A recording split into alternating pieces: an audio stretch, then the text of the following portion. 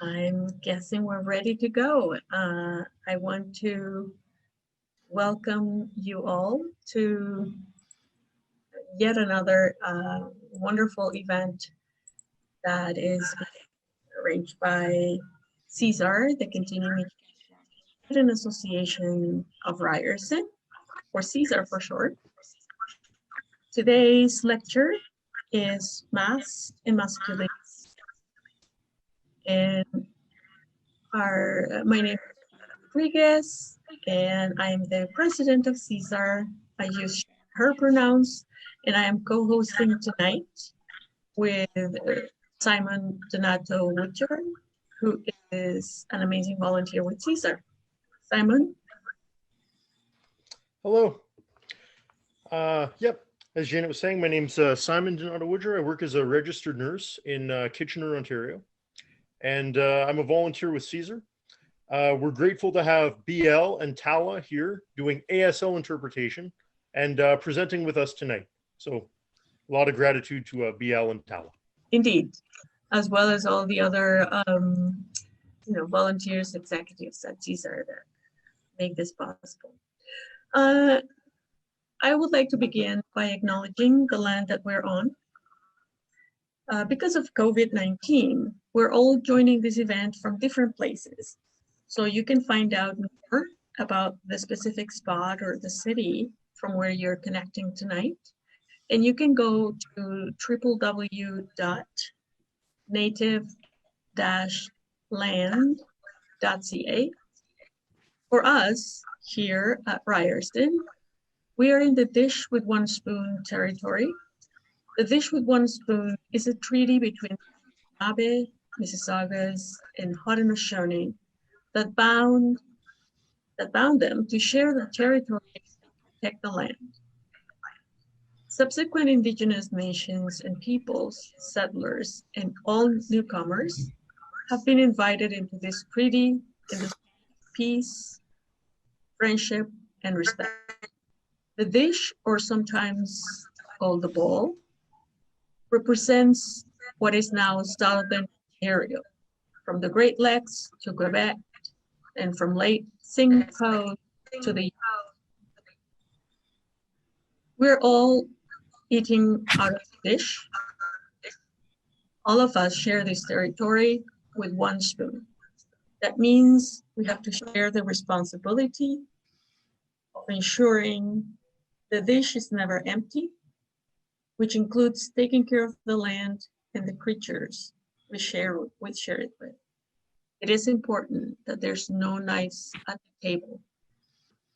That represents that we all must keep the peace. We have a few accessibility notes. If you're watching live on Facebook and you need ASL interpretation or captioning, please join through the Zoom link posted in the Facebook chat. If you have questions for Ricky to answer after the presentation, please ask them in the Facebook chat or the Zoom Q&A. We also have Rick's remarks in written format. If you would like to read them along while Rick is speaking, the link is in the chat. I'm gonna now pass the baton to my co-presenter, Simon. Thank you, Janet. We're so happy tonight to have Ricky Varghese here for a guest lecture about masks and masculinities. Ricky Varghese is a psychotherapist and art writer based in Toronto. He is the inaugural Tanis Doe Postdoctoral Fellow in Gender, Disability, and Social Justice at Ryerson University for a period of 2000 to 2002, and is a 2020 to 2022, and is a candidate in training to become a psychoanalyst at the Toronto Institute of Psychoanalysis. He is the editor of a collection of essays such as Raw, Prep, Pedagogy, and the Politics of Barebacking, published by the University of Regina Press in 2019, and is currently working on a monograph about masculinity, suicidality, and the death instinct, and a research project under the heading of Sex and the Pandemic. Ricky, the mic is yours. Hi everyone. I am really happy to be here. I also want to take this opportunity to thank the folks at CESAR. And thanks so much for that introduction, Janet and Simon. And I also want to take this opportunity to thank the ASL interpreters. As Janet mentioned, a copy of my talk has been shared in the chat, so you can follow along as I read it. So this is new work that I'm doing right now, and so the ideas for it are still in the form of evolution. So I'll just start reading, and hopefully it will be interesting. What I hope to do this evening is provide a kind of blueprint to some very new work I'm attempting to lay my way through at present. In this sense and spirit, I hope that you will bear with me as I outline a set of early stage provocations that will form the foundation of this new work. As a starting point, I have to admit, I was and am still somewhat skeptical about doing work that is pandemic related. Academic work often has a way of pouncing on the topic when it appears in public discourse without seeing how its contours will shape everyday life. So much has already been written with regards to the pandemic in the last 8 months, and I was hesitant to add to the pile because I wasn't entirely sure of how I wanted to think about how life has been in so many ways irrevocably altered for so many of us, albeit with differential extents and with widely differing consequences. I say altered in quotes as a way to think seriously the otherwise deeply dramatic reverberations of a pandemic that has slowly become a global historical event, one whose effects are yet to be wholly realized and whose impacts will be felt for generations to come. How we will live, how we navigate otherwise seemingly banal experiences such as physical touch or surface contact, how we move and engage with and around one another has been transformed as a result of this invasion. And the transformations are ongoing. And so the comment about matters pertaining to how this virus has and will continue to change the course of human history still feels a bit premature, if not somewhat ill-advised. That being said, since it exists in public discourse, it has to be dealt with nonetheless as a thing that requires us to understand it, particularly in how it keeps reshaping contemporary life as we know it. To situate myself a bit within this discourse, this space of exploring how the virus and invasion have reconstituted everyday life, it seems appropriate to describe it exactly as my own research. For years now, I've been immersed in the field of play and queer men's sexual health, particularly as it pertains to the history, memory, and experience of the AIDS crisis. I have maintained a particular interest in how viruses govern subjective behavior, and in the case of HIV/AIDS, how it governs subjective and collective understandings of sexual practices and sexuality as such. Following a clear theorist in whose seminal work, Unlimited Intimacy, reflections of the subculture barebacking continues to be rather instructive. I became interested in the act of barebacking, otherwise understood as sex without condoms or condomless sex. It's practiced by gay and queer white men and men who have sex, or men who have sex with other men. Most recently, this has led me to compile an edited collection of essays, Law, Pedagogy, and the Politics of Barebacking. A kind of 10-year survey, if you will, by no means exhaustive, of the evolution of our understanding of the meaning and practice of barebacking since Ian's book was first published.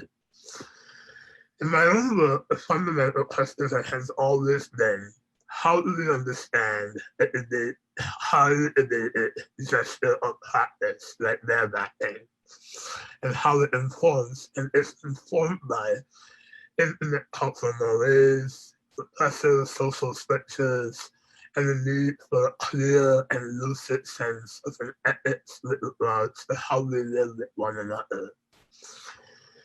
I started my role as Ryerson as the inaugural Tanis Doe Fellow in Gender, Disability, and Social Justice on a research track that would initially, at least I thought, lead me in a rather different direction.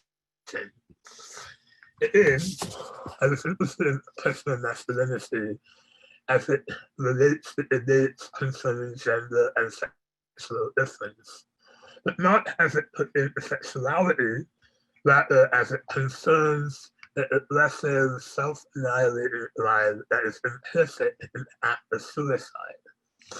First and foremost, I've always been a student of philosophy and literature. The humanities broadly defined, and what often struck me as simultaneously intriguing and worrying was how many philosophers and writers, for a variety of different reasons, took their own lives. Walter Benjamin, Paul Celan, Jean Amelie, Henri Debord, Will Deleuze, and more recently, David Foster Wallace and Mark Fisher, to name a few. I was particularly interested in exploring further what I saw as a link between masculinity, forms of whiteness, the perception and construction of gifted intellect in the Western canon, and the emergence of the deadline as it appears connected to this canon of thought. Initially, I had thought about writing a book, a kind of historical book about these suicides that preoccupied me, and related it back to contemporary psychoanalytic understandings of the deadline. But when the pandemic happened, my concerns changed somewhat. When asked what my postdoctoral research at Ryerson entailed, I remember telling a friend of mine, I'm writing a book about suicide in the midst of a pandemic. But I thought more about that proposition, to write a book about suicide in the midst of a pandemic. What does that mean, or what would that entail itself entail? What does that mean, or what would that entail, especially in light of the numerous deaths already and continuing to be incurred by the present viral contagion? And further, in light of the risks to personal safety that essential workers are taking day in and day out to keep society functioning. I quickly realized that any explanation of the deadline in the present moment would have to take into consideration the serious rate of the historical event we are all living through right now. Right from the very early days of this pandemic, I became privy to a series of conversations occurring between friends and colleagues of mine who work within the aid service organization sector, and in a queer community writ large, comparing and contrasting the experiences that informed the AIDS crisis with the present COVID-19 pandemic. While there's neither enough time nor space for me to rehearse some of the contours of these comparisons and the debates that it has put on during this evening's talk, the one aspect that seems to guide an earlier crisis with the current pandemic concerns how we talk about the deadline and how we understand this as it pertains to how certain practices may be enacted or taken up in cultural discourse. In 1987, queer theorist Neil Bassani wrote a now seminal essay, Is the Rectum at Grave? In it, Bassani detailed the anxieties that viral contagion as it pertains to HIV produced in the social field. According to him, historically, the history that is simultaneously misogynistic and xenophobic, the responsibility for these social anxieties has clearly been placed on heterosexual women and queer or queer identified men, or men who have sex with other men. In that essay, Bassani suggested that the realities of syphilis in the 19th century and of AIDS legitimate a fantasy, and I want to emphasize the word fantasy here as distinct from reality or actuality, of female sexuality as intrinsically diseased and promiscuity in this fantasy, far from merely increasing the risk of infection, is the sign of infection. By this estimation, a misogynistic and homophobic society, according to Bassani, assumes that straight women and gay men spread their legs with an unquenchable appetite for destruction. Homophobia would further extend this logic by assuming that the seemingly intolerable image of a grown man legs high in the air is unable to refuse the suicidal ecstasy of being a woman. Extending the finest work, but moving beyond its early analysis of how society contended with HIV, Ian, in his own book, Unlimited Intimacy, which I talked about before, took seriously the study of the practice of barebacking, sex without condoms, among gay men, a practice he identified as most visually evident and represented in the space of contemporary gay male pornography. In a way, by moving our attention, our perspective or point of view, as the case may be, from HIV and its relationship with that, and what it might mean to live with and fuck alongside the persistent presence of the virus, Ian was delineating the blame of the Bassani's field-defining question with respect to the theorizing of AIDS. Is the rectum at blame? Ian's study of a very specific sexual practice highlights the ways by which a marginal and marginalized community has evolved and adapted over time with respect to an epidemic. The issue is particularly when Ian suggests that the barebackers are breeding a culture, a distinct way of life by voluntarily sharing viruses. But what does any of this have to do with the current pandemic and the question of wearing masks? The mask or not the mask, a variation of the opening words from Hamlet's famous soliloquy, to be or not to be, seems to have become the melancholic question par excellence for our present times. In fact, it feels that an uncanny coincidence that the prince himself was contemplating death, suicide to be more specific, in Shakespeare's play, having been in the deep state of depressive melancholia as he mourns the death of his father. As his melancholia grows unchecked, struggling to decide as to avenge the murder of his father, we see that he ends up causing the deaths of many of the play's central characters, and even inadvertently the deaths of his beloved Ophelia and his mother Gertrude. Shakespeare, it would seem, is attempting to explore the simultaneously suicidal and murderous tendencies that form the core of a very specific kind of heteropatriarchal masculine melancholia. I want to extend what I presume to be Shakespeare's into a current debates regarding the wearing of masks as a way to curtail the spread of COVID-19. On August 10th, 2020, Vox, a popular American news and opinion website, published an article that reported a correlation between its Oxford investment in preserving a very specific kind of masculinity and the murderous suicidality seemingly implicit in the psychoanalytic category of the deadline. In the article, Alex Abad Santos suggests that performative masculinity is making American men sick, and that masks are caught up in the internet battle of men versus their own masculinity.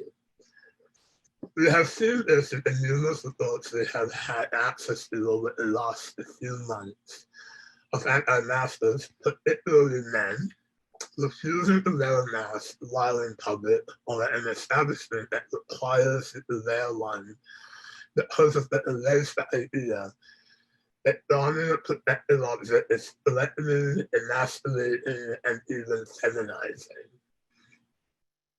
We saw what might be considered one of the worst expressions of this investment in a toxic and dangerous masculinity in the actions of Donald Trump, who, after being tested positive for COVID-19 and after being released from the hospital, appeared on the balcony of the White House and theatrically removed his mask from his face for the press, while being, as even his doctors remarked, still contagious.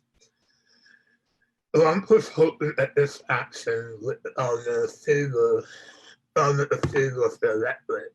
Luckily for us, the gesture failed. It shouldn't, however, stop us when analyzing its cultural meaning. While his own physicians suggested that the then president may not entirely be out of the woods yet, Trump himself, going against the empirically based scientific advice, claimed that now he is better, and maybe he is immune. The performative power of this gesture cannot be ignored. Although thankfully it failed at ensuring that Trump would win the presidency, the gesture itself is Valentine in response to a long tradition, much like Hamlet's melancholic disposition, of a performative kind of masculinity that centers itself within the discursive space, as seemingly the only life that seems worth accounting for and being accountable to. How then to distinguish between what Ian suggests as the barebackers' bleeding of a culture by voluntarily sharing a virus from Trump's enactment of a performative masculinity which could inevitably endanger the lives of others? Perhaps one difference lies in the question of risk. Who takes what kinds of risk for whom and against whom?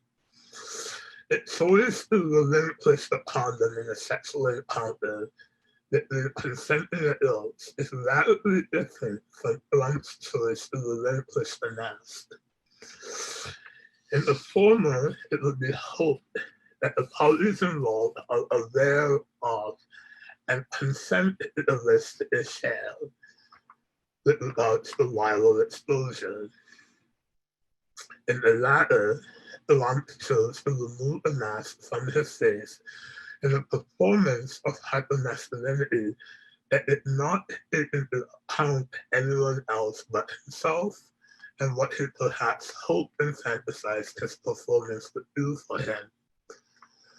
The wearing of masks is a relational gesture, a gesture infused with an ethical imperative at its core, an ethical imperative that concerns how we live with, be responsible for, and be accountable to one another in the midst of a global health crisis.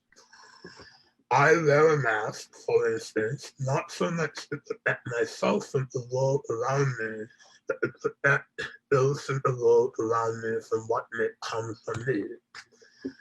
With this gesture, I hope to show a care for the world I inhabit.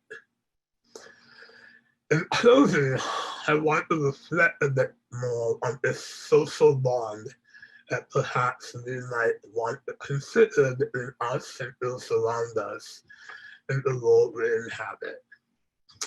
I'm reminded of a beautiful passage from philosopher and psychoanalyst Andrew Mandel's book, In Praise of Rest, where she recounts a famous story of Eurydice and Orpheus and offers an interpretation to the myth of the ill-fated lovers.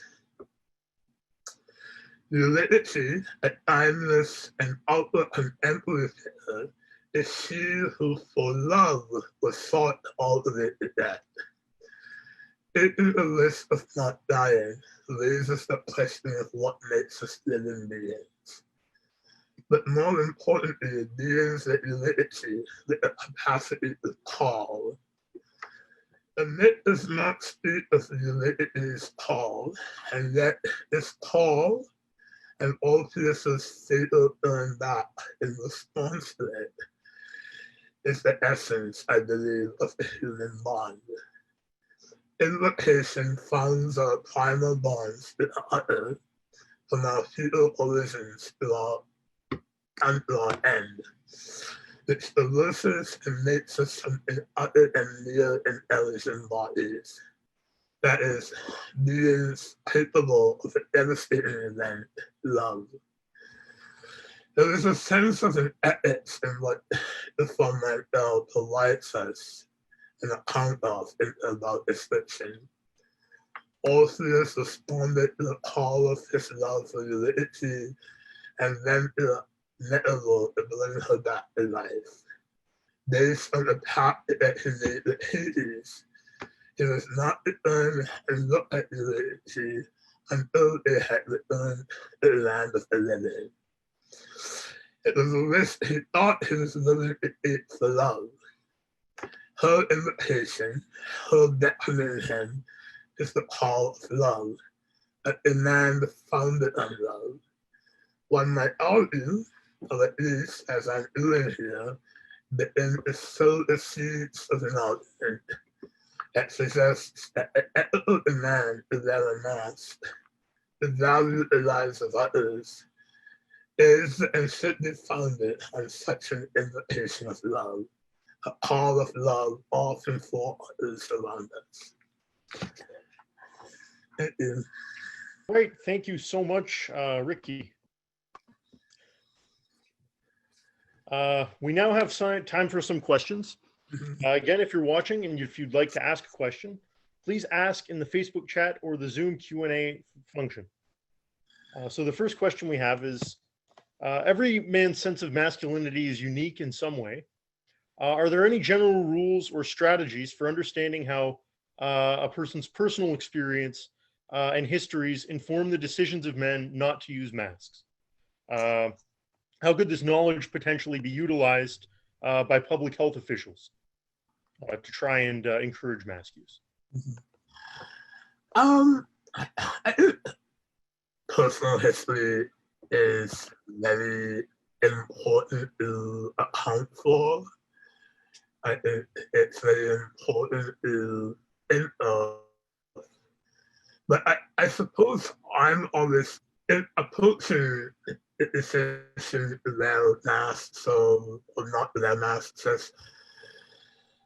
as you know, a sense of a kind of responsibility that I have to others, and how I understand that sense of responsibility. I think there's something to be said about really thinking of ourselves as part of a collective whole. And I think there is something to be said about, you know, what it means for us to think of collectivities as opposed to think of ourselves as individuals.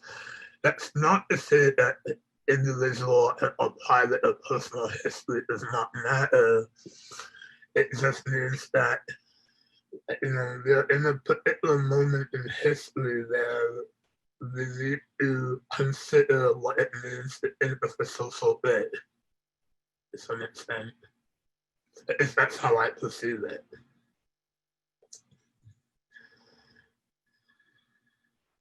Okay. For men who do find the use of masks to be emasculating, to what extent would it be possible to deconstruct these perceptions without them feeling like their masculinity is being undermined? In other words, could these anxieties be extricated from the notions of masculinity itself that are the root of these anxieties? I think so.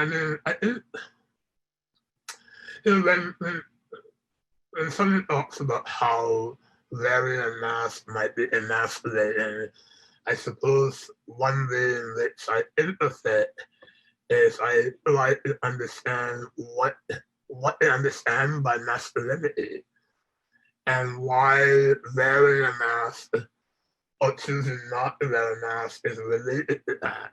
I'm very curious about how people think of masculinity. I think that's always been a, you know, there's so many meanings that we invest in the idea of masculinity. And masks have become, you know, masks or face coverings have become one way in which we are thinking about what it means to be masculine or not. And so I think there's something to be said about how we might be able to unpack what we understand by masculinity. I think that's sort of what I'm hoping for, is that we are able to slowly but surely unpack what masculinity is and why the act of wearing a mask has become connected to it. I mean, this is a construct to some extent. And I think it's important to somewhat unsettle that construct, if that makes sense. Yeah. That does actually relate to another question, which was, would it be possible for the same notions of masculinity that cause these anxieties and that lead men not to use masks, could they be reframed to promote mask use through unpacking them? Do you believe? Can you repeat the last part of that question? Yeah. So do you think that the same notions of masculinity that would lead men to not use masks, could it be reframed or recontextualized to promote mask use and to deconstruct them in a way that would allow the people who have these beliefs to use it in a positive sense, to use masks, or to undermine, or to, I'm just trying to think of the words here, to more destructive, I guess, the more destructive aspects of these beliefs. I didn't have a sense of what you're asking now.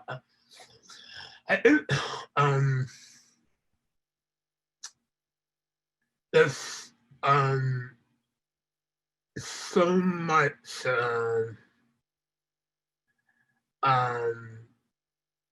affect that I feel that is now kind of imbued with the act of mask using. And I suppose, what's happening oftentimes is a lot of people, one thing about this pandemic that I'm noticing is that a lot of people are feeling incredibly helpless and out of control.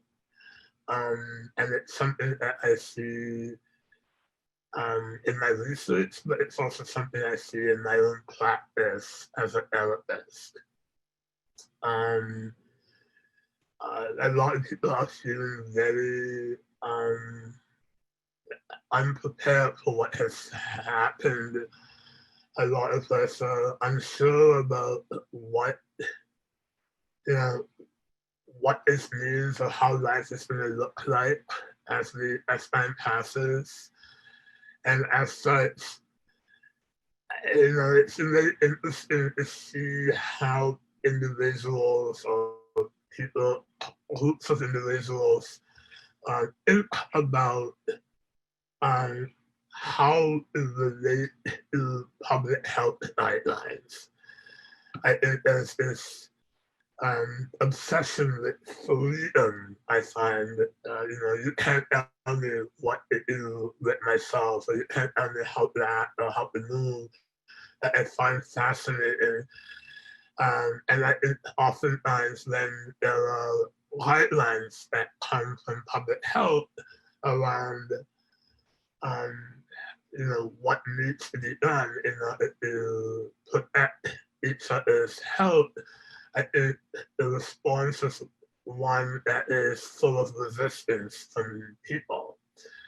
And I think that resistance often is from a place of insecurity, it comes from a place of helplessness. And I think it's important to really unpack and understand how helplessness is a feeling that a lot of us have in this moment, and how we might be able to think about what it means to live with one another in a community or in a society.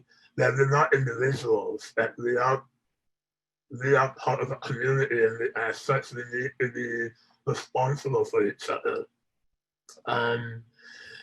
Oftentimes the idea of caring for others is a very gendered, very feminized role, and I think it's really important to unpack that and really think about how it might be possible for men to think about care and participate in care, both of ourselves and those around us. So. Okay. And I can combine the next two questions, which would be, how do you think that men could support one another in encouraging mask use? And in what ways do you think those strategies might be unique to men compared to maybe other groups that would be encouraging men to use masks? Yeah, I mean, that's a really, really interesting question. How we might be able to kind of support one another. I really do think that it's really about having some very serious conversations about health and wellness and care and forms of care that we might be able to provide one another. But it's also about having a sense of thinking about what it means to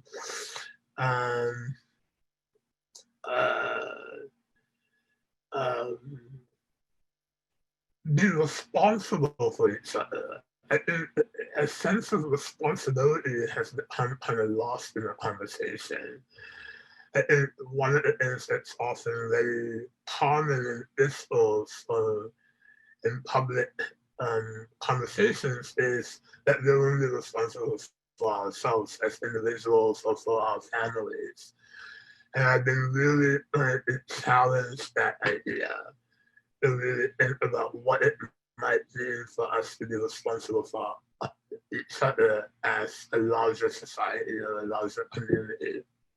I don't know if that responds to your question, but I think that's sort of where my mind is at there. I'm really interested in expanding conversations about what it means for all of us to be responsible for each other and how we might have more sustained conversations about responsibility. Okay, thank you. Thank you. Now, Janet will pose audience questions to Ricky. Yes, thank you. Thank you very much. I must congratulate Zaid for keeping up with closed caption. It's very, very good. Thank you so much. We have actually sort of like a three-part question from one of the audience members, Eve Hack. And this is Eve message. Lovely talk, and thanks for that, Ricky. Can you perhaps expand on or link this to the fear of the niqab and white supremacist fantasy of secularism, etc.? And of course, this must be specific to white masculinity, as there are many places in the world where men have no problem wearing masks. And of course, then the issue is one of the place of white supremacy in this particular form of mask with a K, masculinity. Explain word. I think that's an excellent question. I really appreciate that. One of the things that I'm definitely, so what I read tonight is part of a book project that I'm working on. And it's a book project that deals with kind of the relationship between whiteness and masculinity, and specifically white masculinity. You know, I'm actually really interested in sort of how white masculinity imagines itself. I'm not a white man, obviously. I'm a man of color. I'm a visibly racialized person, a queer man, a disabled man, and so white masculinity is so far away from my reality, but I've also been fascinated by it, about how it operates and moves through the world in a way that I cannot, in a way in which I and my body is often surveilled. But I thought that it is really interesting to think about kind of, I think that point is really, the point that the person who asked the question made is very, very real. I do think that in many parts of the world where men don't have issues wearing masks, and it's just been particularly an issue in North America and in the West. There, I mean, anti-mask movement, it has something to do with whiteness and masculinity, but it also has to do with liberal, being part of a liberal democracy. Because I think there's so much investment in freedom and the right to free expression that, and believes into the freedom to act however people want to act. And I feel that that's where we kind of lose the plot a bit. And that's where we kind of stop thinking about others. And I think I'm like, think about what it means to, go back to a point that I made before. I'm really interested in thinking about what it means to, reconstitute and reimagine how we might be able to live with each other and live with one another. as part of a larger society, and that and as individuals. Very interesting. And Eve says, thank you. And we have one more question. This is from an anonymous attendee. And the question says, I don't know if this is hypocritical, but there were stories that Trump wanted to wear a Superman shirt on the balcony during his unmasking. This seems striking to me in that superheroism, because of the gulf between the superhero and the ordinary person, defies, in quotation marks, relationality and models and ethics that is optional. I wonder if this is leaking into society more broadly. I think that's an excellent question, and I would say yes. I think that there's this fantasy of being, individuals who are able to survive no matter what. And this kind of fantasy of the superhero or fantasy of being able to survive. And then one of the first things that Trump said, which I mentioned in my talk after he got out of the hospital, was that he said, I'm immune now, or I'm immune. And so I'm fascinated by this idea of immunity. I'm fascinated by this idea of, what the imp we are saying in the public, or how we construct ourselves in the public sphere, how someone like Trump constructs himself in the public as this strong man, or as this powerful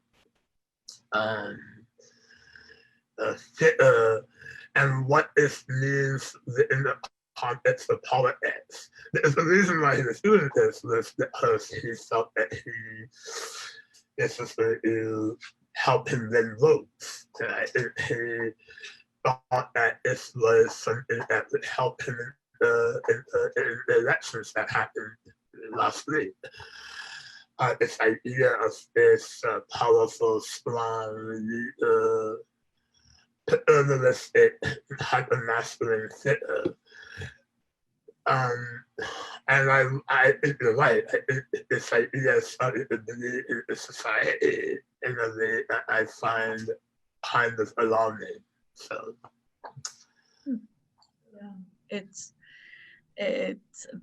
this conversation could go for very, very long, and we are extremely grateful for everyone who's participated.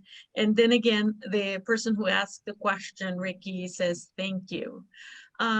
With this, we actually are closing, and I really would like to thank you, Ricky, first of all, for sharing your knowledge, your very unique perspective on this, your insights. Thank you also to BL and Kala for the work you're doing tonight, to Zaid, and thank you to all the amazing CESAR staff, volunteers who made this event happen, and to everyone who joined us. I'm going to pass it to my co-presenter, and I'm just going to say bye for now. Simon. All right, so before we ended, we just wanted to tell you all a bit about CESAR's Education for All campaign to reduce tuition fees.